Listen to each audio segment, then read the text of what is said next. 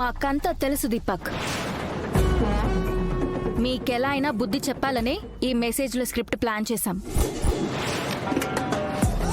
కావాలంటే మిమ్మల్ని ఇద్దరిని షూట్ చేసి పడేసేలా మేం ప్లాన్ చేసి ఉండొచ్చు.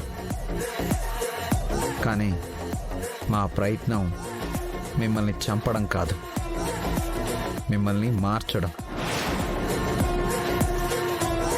మార్చడం అంటే కూడా లైఫ్ టైం మార్చడం కాదు.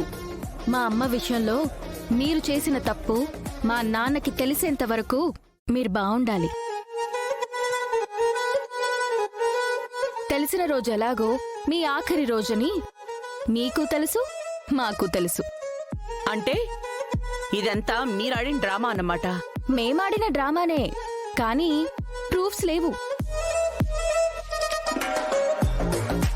అసలు నా ఫోన్ నుంచి ఎలా మెసేజ్ చేశావు?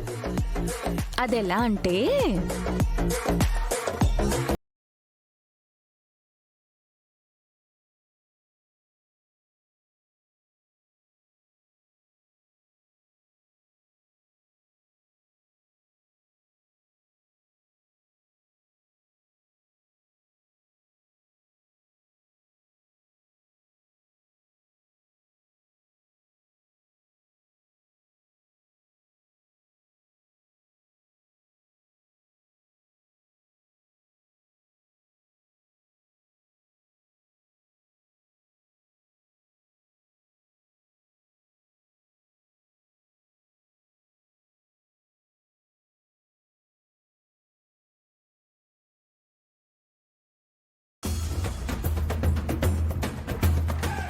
అత్తయ్య, తినడానికి ఏం తీసుకురావాలా అని అడగడానికి వచ్చాను.